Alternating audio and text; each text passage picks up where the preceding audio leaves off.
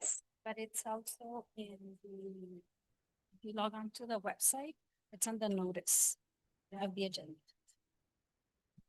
You can get it on there. Go ahead.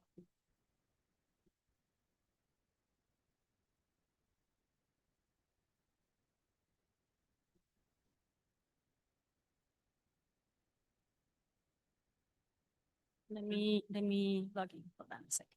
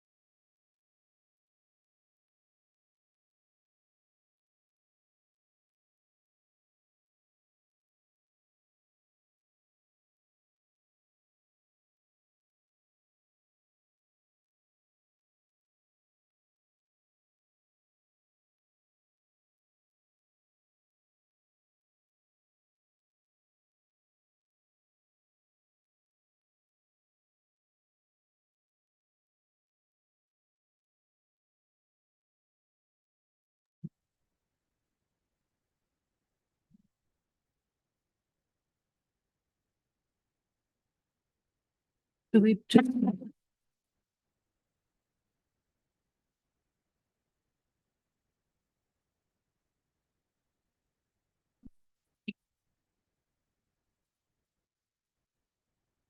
Councilmember Aldo Pedrego. Councilmember Jose Montaño. Councilmember Gustavo Durazo. Councilmember Ray Shelton. Councilmember Richard Acosta. City Manager Ana Urquijo. Present. City Attorney Dennis Fitzgibbons. Here. City Treasurer Alejandro Martinez. Thank you. And also just, if I may, Mayor Pro Tempore, Mayor Grijalva designated for, informational purposes, Ms. Dillman as Mayor Pro Tempore, for today, just to cover the meeting. So he has the authority to designate any, council member, as his Mayor Pro Tempore, during his absence. You may proceed.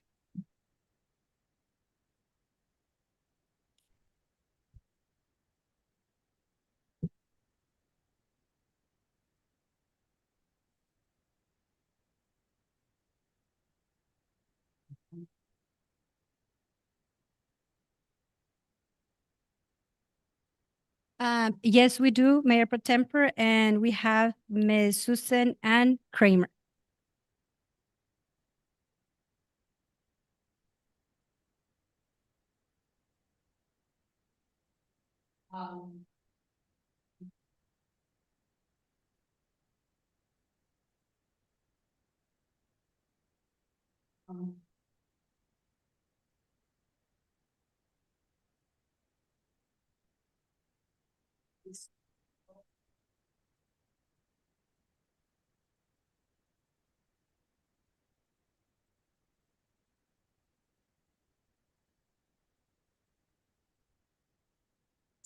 is, I've talked to him.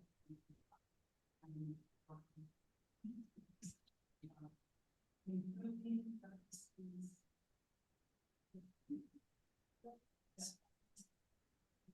From the outside. So there's. Not kind of. But basically, expanding on the precedent. We could.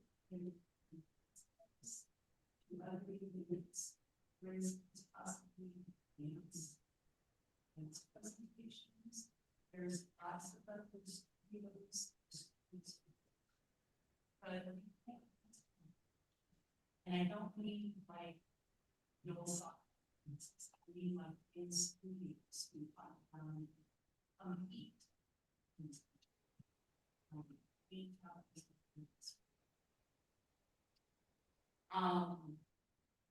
or possibly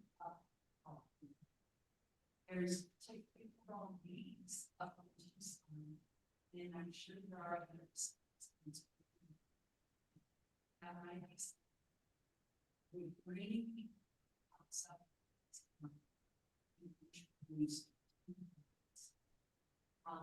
We could also have music. We had here in the streets. We have. Why not bringing it in jazz? We jazz, we do mine. We could expand things that have summer or the Friday night get-togethers downtown and expand those. But part of that also is we need to start presenting our stuff outside. The events need to be shared with the county, and that's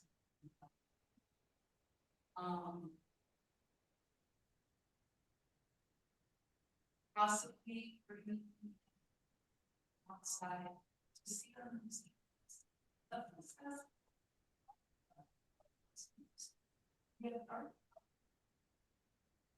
Yes. You have us so.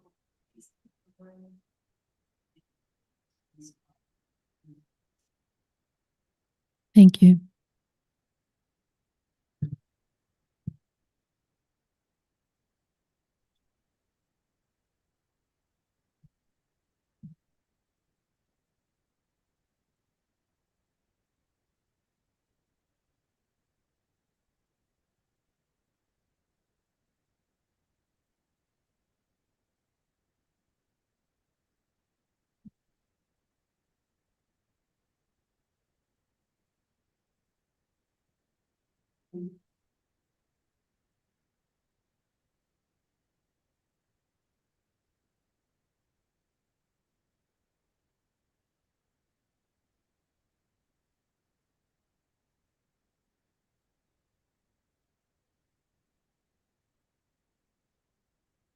Councilmember Pedrego, Councilmember Montaño, Councilmember Durazo, Councilmember Shelton, Councilmember Acosta, Mayor Pro Tempore Dillman. Motion carries.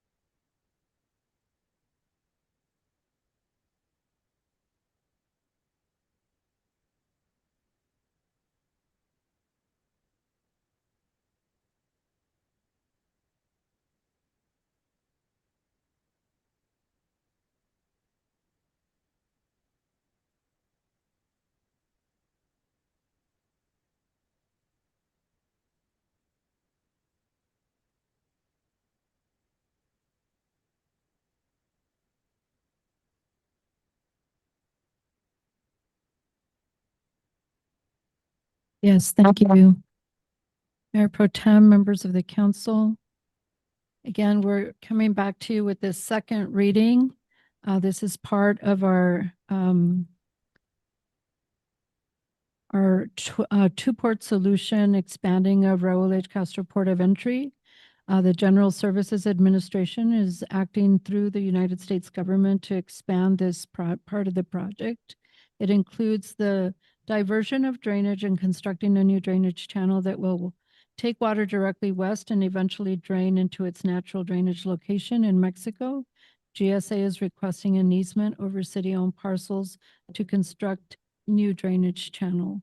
So this is the second reading of this, and we recommend approval of the easement as well as the agreement of purchase of the easement between the United States of America and the city of Douglas.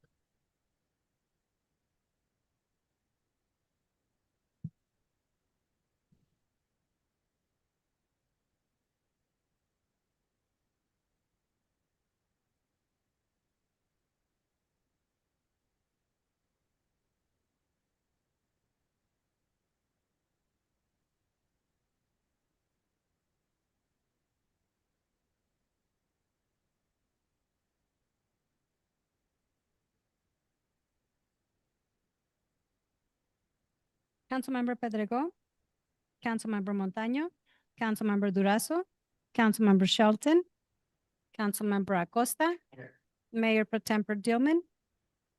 Motion carries.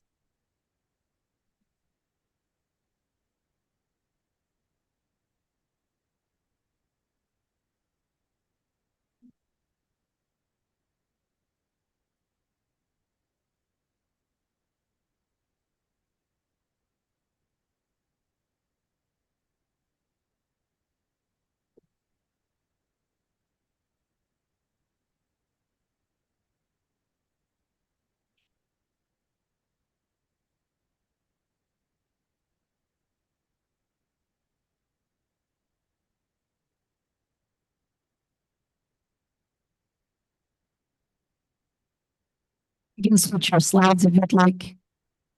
We can switch your slides. Yeah, I don't mind.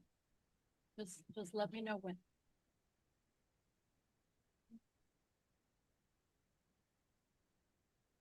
So where am I pointing this to?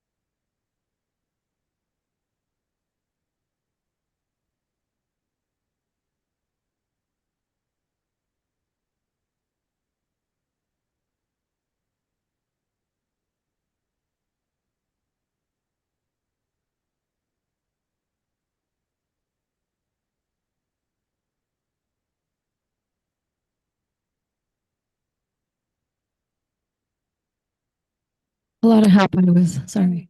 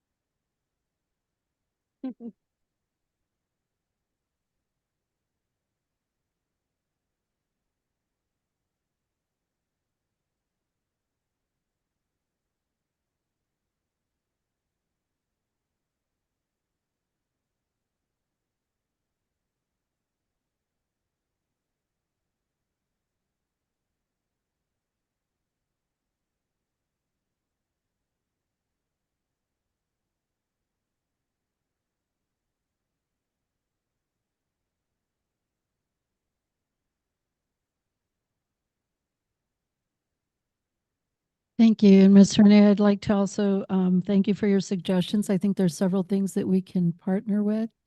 Fundraising, I like that. And I know that we have an active volunteer program exists, but it's recruiting to those positions that are often hard. So we can collaborate on that as well. Thank you.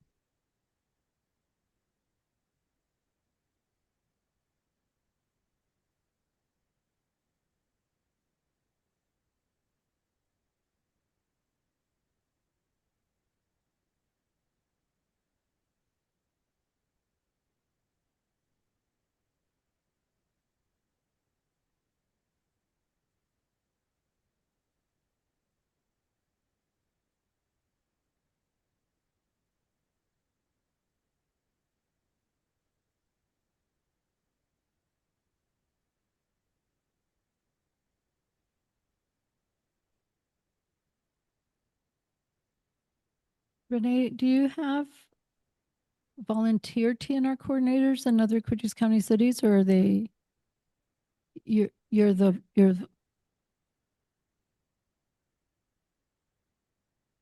they don't have what we have?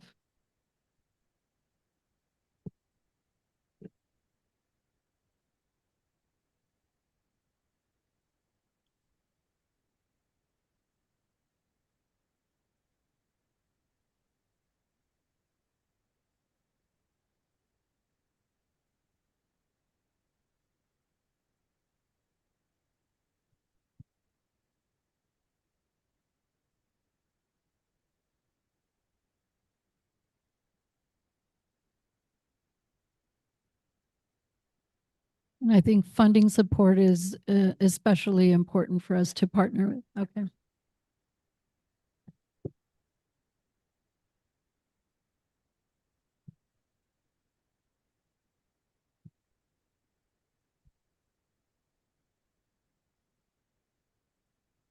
Thank you.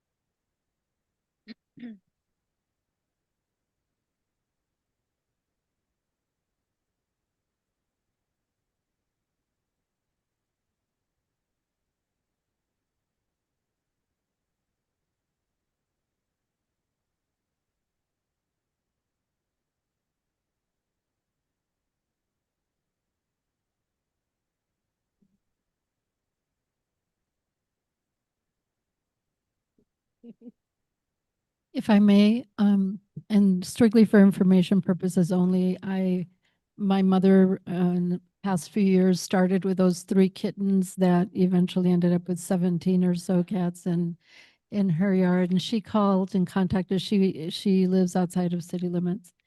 And initially, yes. So the traps were set, they did the whole program and released back. And initially she was upset because she just didn't want to have 17 cats, but she fed them. But the programs worked. I couldn't even tell you how long because time goes so quickly. And it's been at least a couple of years, but she has no more cats. And it's been in the last couple years. Yeah. Yeah, we can tell you. But it's been in the last couple of years and we went through the whole motion. And so I've just seen it. My neighbor also in my neighborhood, when she moved, because she was the one to feed the cats. Can't say that I did, but she did. And when she moved away, she made sure she was responsible and took care of it through that program. And I see very few cats. And it's been, I don't know how long your program works or why my mother no longer has 17 cats. I've just got to attribute it to eventually it works. Right. Or they go somewhere else, right?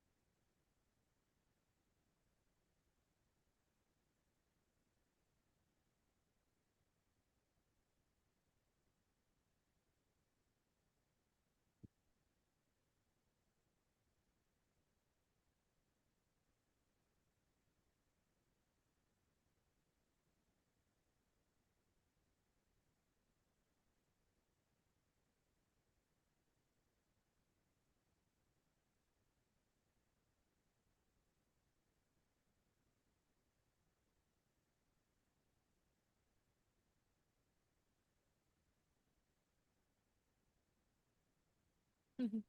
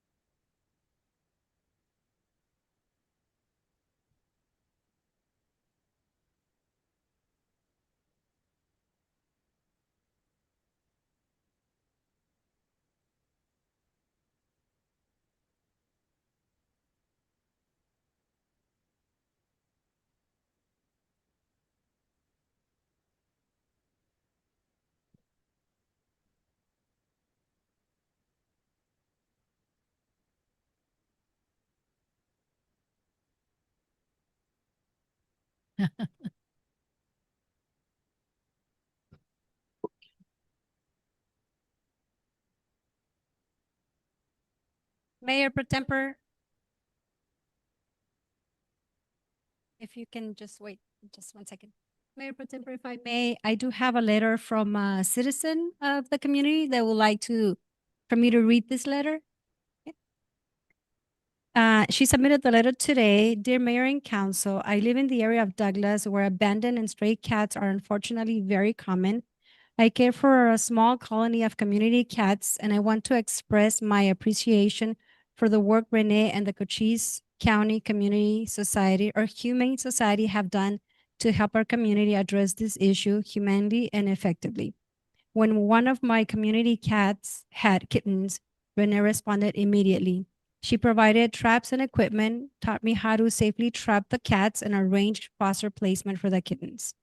Since then, she has continued to answer questions and provide guidance whenever I've needed help. Through her efforts, all 5 adult cats from my colony have been spayed and neutered and returned, and 5 others were placed into foster care instead of remaining on the streets.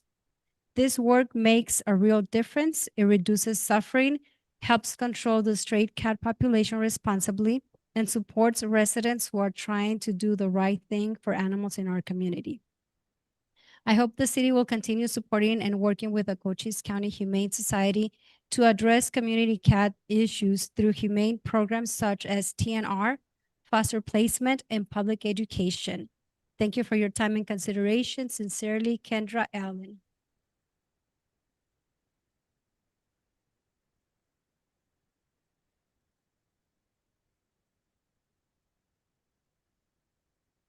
Thank you. Thank you. Yes.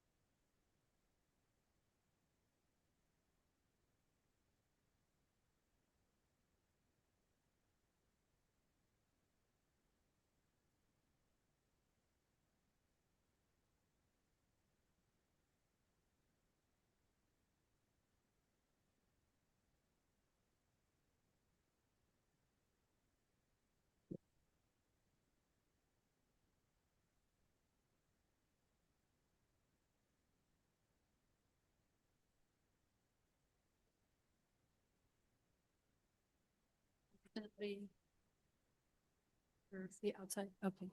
Can you hear me now, Dennis? We constantly are bringing items to you for whether it's easements or grants or utility corridor components. So all of you keep kind of in the weeds with how that's progressing.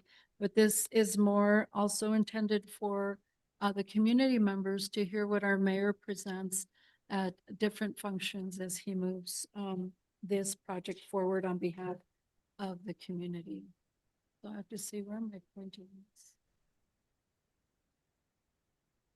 We'll start with just a picture of what the current situation is. And we've had congested, over time, just northbound trucks mixed in with northbound cars and not having enough of space there. And as many of you know, we've been working on this for decades through past administrations, past mayors, and council, just working through relief here and finding solutions to expand a very, very congested port of entry. And fast forward to the current situation, continues, well, it's not fast forward, but trying to get us to the situation where we will progress into the two-port solution. We continue to have a facility that is outdated, that is congested, is landlocked on the Mexican side. I mean, you just have to drive through and you see some of the sharp turns that some of the big trucks have to make to go northbound. They do cross with many hazardous materials from the mines in Nacosari. It's one of our largest commodity that crosses. And we have trucks that intermingle with cars and pedestrians. So just that alone causes a problem with idling of both cars because of the congestions. We continue to see increases in the port activity, and here are some of the metrics on what we see just in our small port of entry. And that continues to see a very large and busy trade corridor.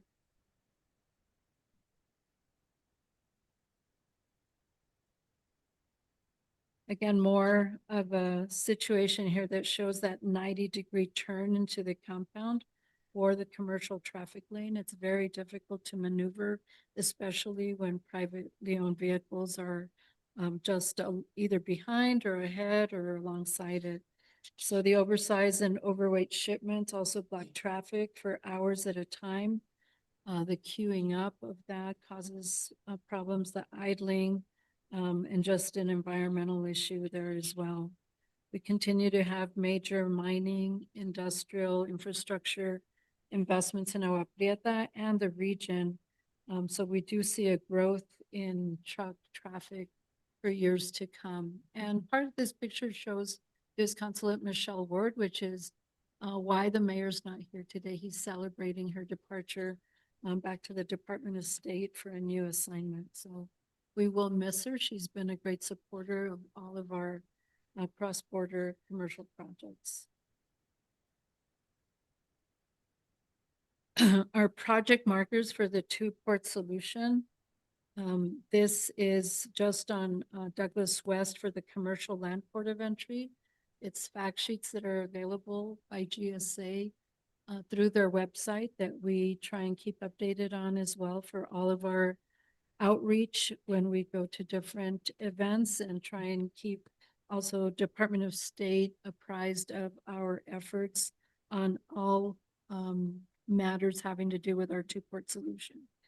So this budget is almost $330 million for the commercial port of entry.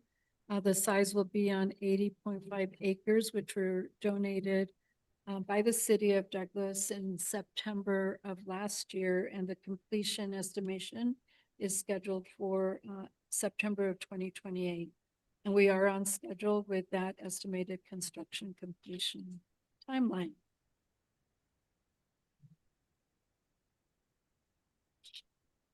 There are phases that are incorporated into the design of Douglas West.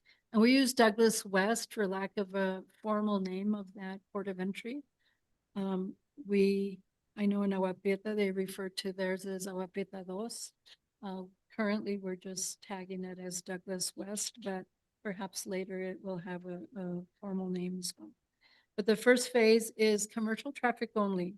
The master plan does incorporate growth in future phases for cars and pedestrians. So that's being incorporated into future design and space.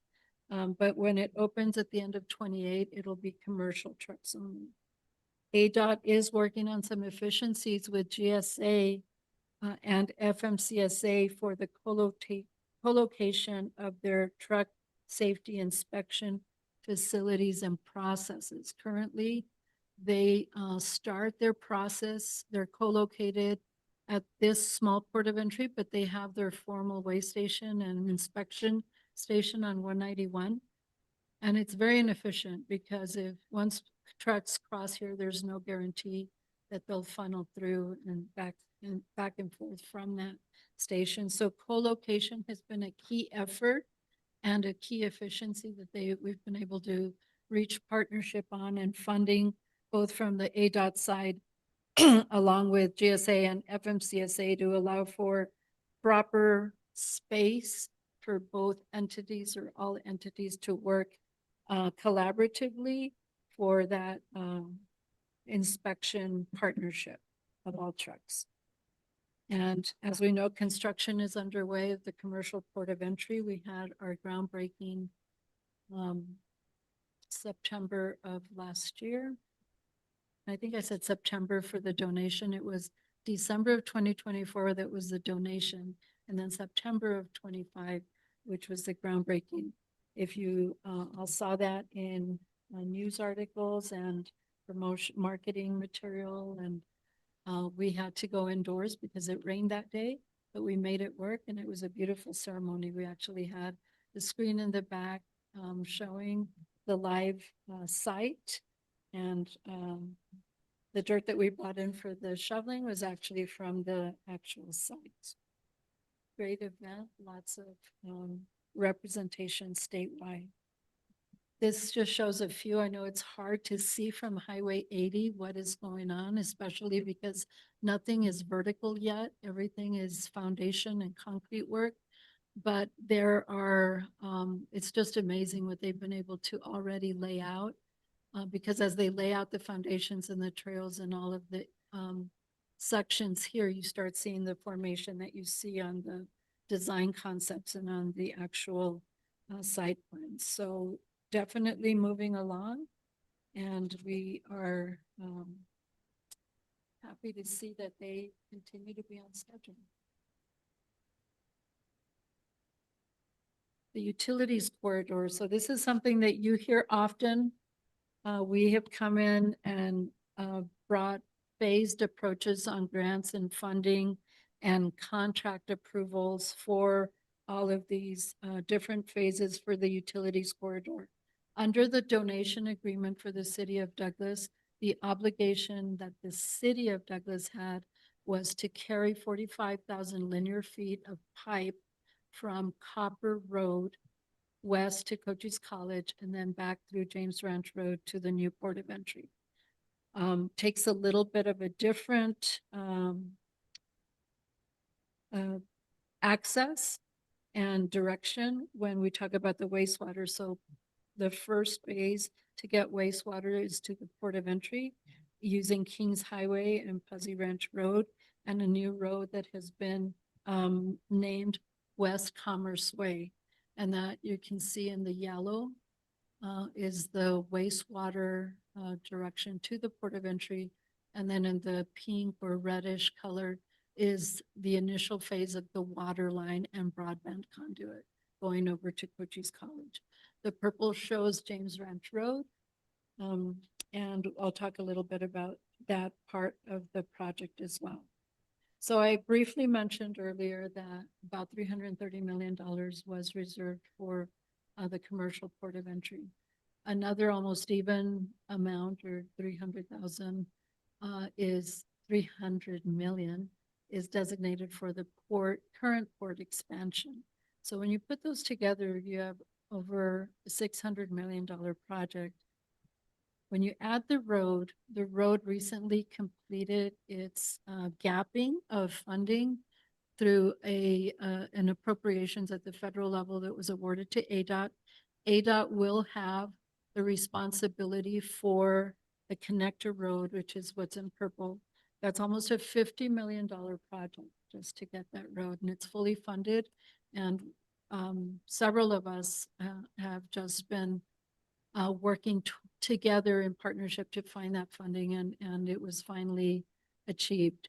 What we still don't have completely gapped is the utility corridor funding. It's equivalent to about the same amount, about the $50 million range for that entire corridor that you see on the map.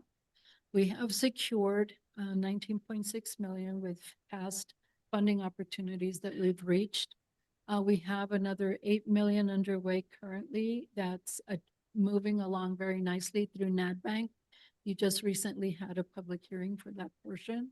And so we're inching away towards that 30 $0.7 million gap.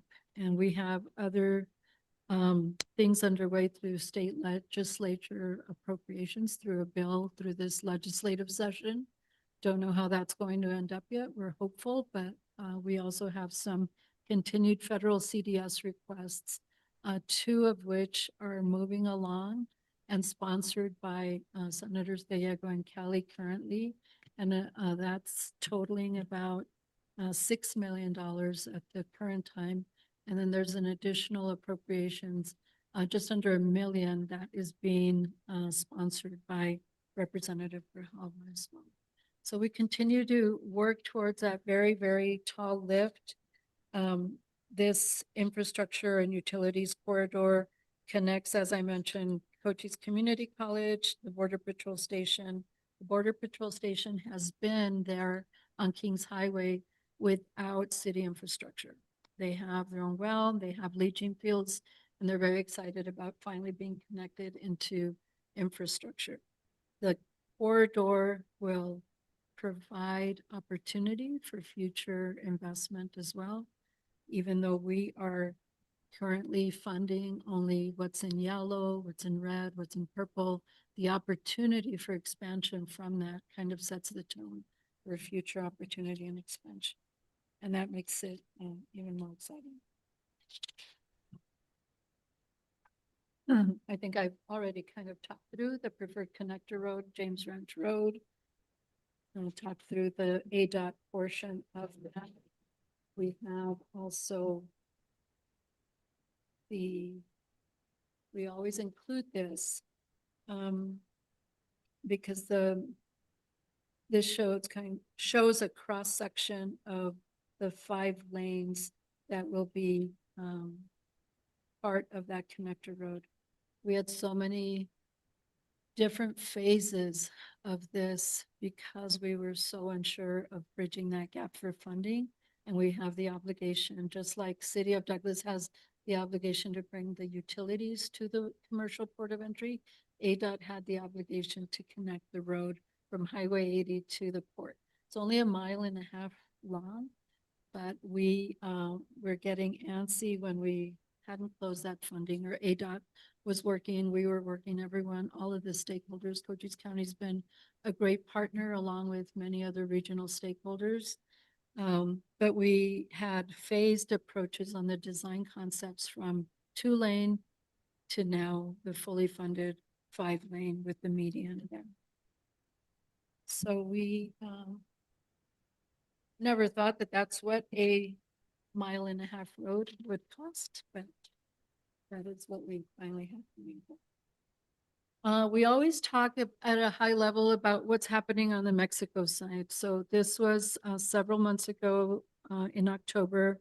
We had a delegation visit the state offices in Hermosillo, just really making sure that they knew what our progress was on the 2-part solution, and making sure that they had every piece of the detail and every grant that we were moving forward and every challenge that we had, because we just wanted to in-depth make sure that they knew how important it was that we see the similar activity on their side. Things don't work the same way, we realize, and from the very inception of our project, Mexico and all of our border meetings and congressional meetings where we had binational representation, they always assured us that things were moving along, but very different timelines. So what they had is a Mexican landowner initially donate 60 acres, about 60 acres to Indavin. Indavin is the equivalent of GSA for us, where we donated our 80 acres. But then it became evident that there was additional land required, and that's the part that continues to be delayed. And I understand they're now in final negotiations, and that was the most recent update we had last week. However, we did have the state of Sonora as their agency called CIDUR, which is our equivalent of ADOT that we work here, that's producing our road and is a partner to the project, fund their master plan, which is their proyecto ejecutivo for Agua Prieta Dos. And the contract was awarded and it's underway. And the timeline for the master plan is 6 months. So we expect to see the final master plan in December. But there are meetings with Department of State in September that we hope to have a sneak peek at a design concept by then. So things are moving, and after the master plan is approved and stamped by all of the relevant Mexican agencies, it goes to the federal level for direction on funding, comes back to Hermosillo for final funding at the state level. And then we're hoping that construction is slated for 2027.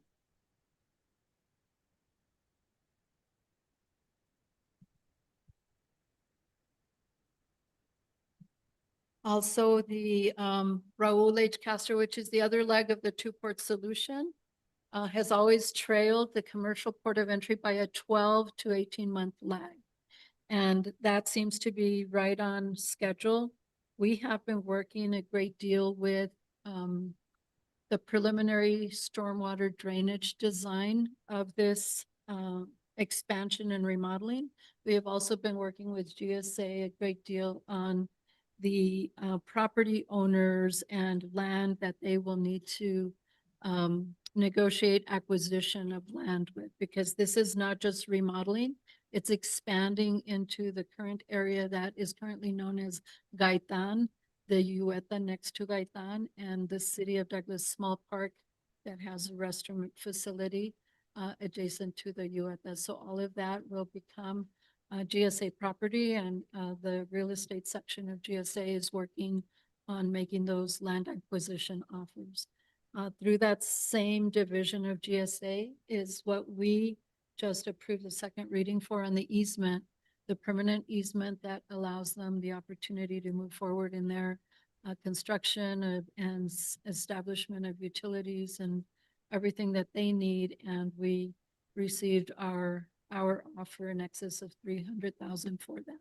We are also waiting for acquisition offers for a few other parcels, including the one I just mentioned, where we have the restroom facility, and 2 or 3 more west of Pan American. Other owners are awaiting the same thing. So all of that will begin we expect fall of this year with the stormwater drainage preliminary work, and then in spring of 27 with the actual construction and remodeling. We continue to partner. It's going to be all hands on deck with stakeholder agencies, partner agencies, because we will have a lot of traffic control to deal with when that takes place, and rerouting, and working with our commercial trucks through ADOT and their collaboration of those efforts to make it as smooth as possible during that transition. In conclusion, the commercial port of entry is well under construction. It's moving along within the timeline. Connector Road is fully funded, and construction will start in Q1 of 27 and completed in Q2 of 28. Sonora through SIDUR is leading their master planning process for the port on the Mexican side. And the utility corridor for the new port of entry to be completed Q2 of 27. And we still have that gap, but we're positive about our progress on keeping the progress going. We've already started with the 19 million we have. 8 million's underway through NADBank, and future 6-7 million through some federal appropriations for sure. And we're waiting on some other things to fall into place. So the modernization again begins in 2027 for the other section of the existing port of entry. And we continue to work with federal and state partners, utilities, engineers. We have for 5 years now religiously had a technical team meeting every 3 weeks to make sure that everything is aligned with all of the federal agencies, all of the contractors, all of the utility areas. And we end up with homework and project and research that everyone breaks away into some subcommittees to bring back in the next meeting within the 3-week period to solve some of these issues and continue working alongside any challenges that come up. And challenges do come up, and we continue to work together to see them through. You've seen some of those challenges come through the dais for different direction or different changes. But we continue to support a great investment for the community. And with that sparks growth for annexation, growth for streets and road, with our new asphalt plant, growth with downtown revitalization efforts that are underway, and all of the policy priorities that are part of Mayor and Council's Vision 2032. So that is the mayor's presentation. We're on behalf of the mayor. And yes, you may ask. Hopefully I can answer the questions. If they're too technical, we'll get the answers back for you.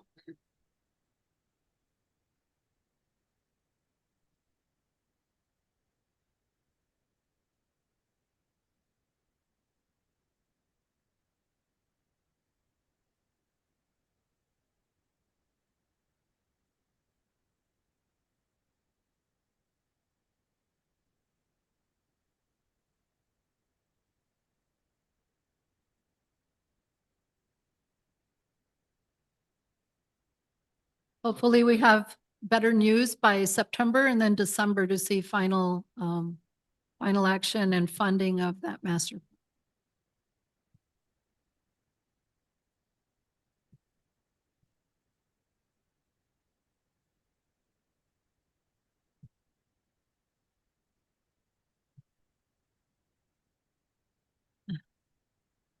Mayor Pro Tem, Councilmember Pedrego, the opportunities right now lie strictly between them. They're private matters between GSA and the property owners. We just are a guide, and we allow our office to be used kind of as the central location for their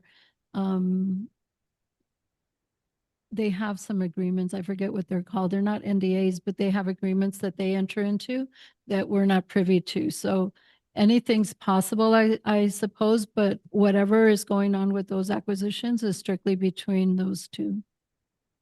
You're welcome. Thank you. Okay.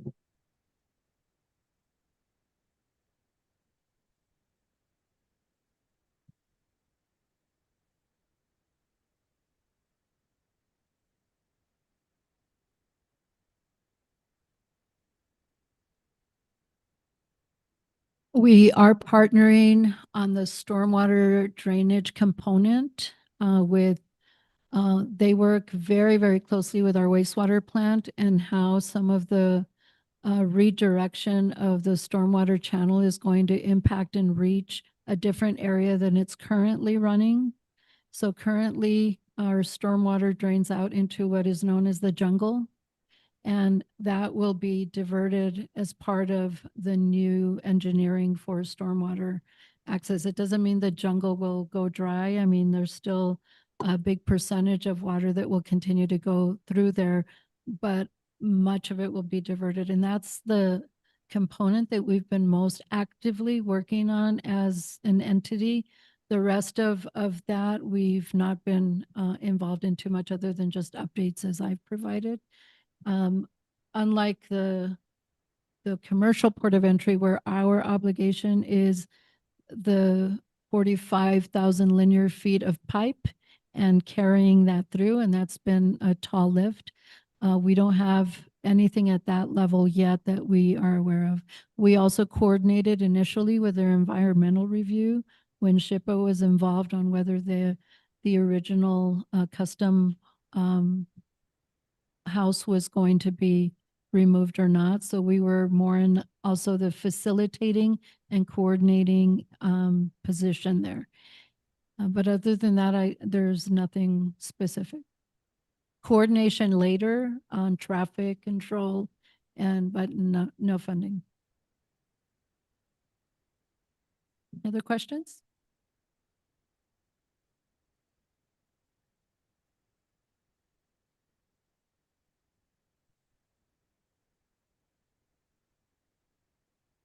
It will. Big challenge with um, patrol, police department always assists in conversations with our port director on how to ease things, and we will continue to do so to try and figure out those traffic pattern plans. We also have issues with taxi drivers that we'll have to assist with, maybe some limited parking areas. We have pedestrian areas that will need to have transit connection opportunities, and we are looking at we have, there's so many things that are going to continue to be partnerships and programs and projects. We're focused so much on the two-port solution and our obligation right now with our 30 million for the utility corridor and the stormwater redesign. But we have things in what's called the ADOT Border Master Plan that includes a possibility of reassessing Third Street and reassessing perhaps a pedestrian bridge over Pan American. And just like 191, Cochise County's very, very integrated on future projects to widen 191 because of commercial traffic and the impacts that one thing's going to cause another. So we can't focus just on we're done with a two-port solution. It just continues to drive more conversation as we continue to thrive on the project at many new levels, which is exciting in and of itself, but more funding requirements and more of the same cycles.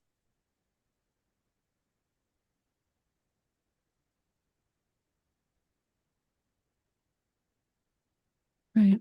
Great vision to have. Yes. Mhm.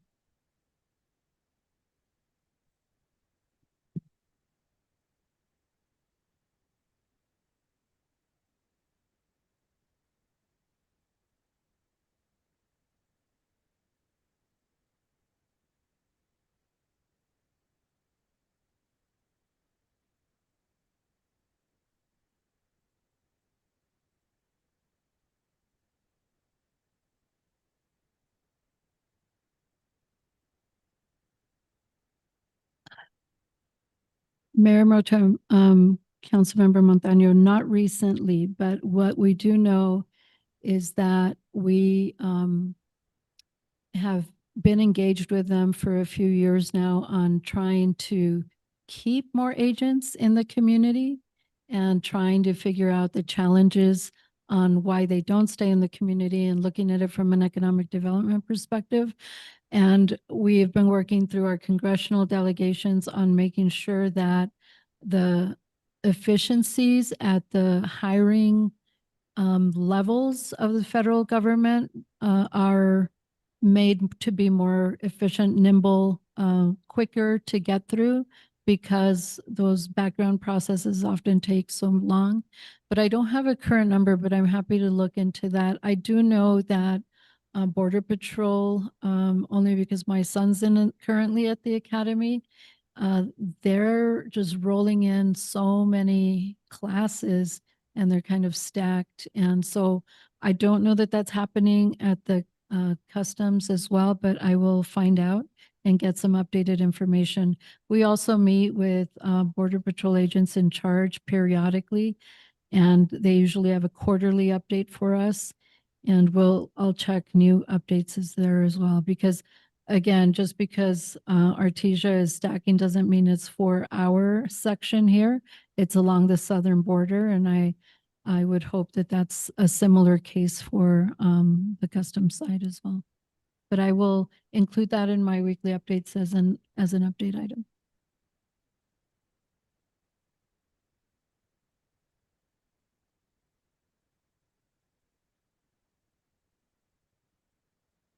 They're sparse and being moved perhaps. But we continue to work with, we did a survey a year and a half ago almost at the request of Councilmember Acosta to find out what keeps you from living here and what would keep you, here in our community. And it's all efforts that we continue to work toward. Make that great questions. Any more questions? Thank you very much.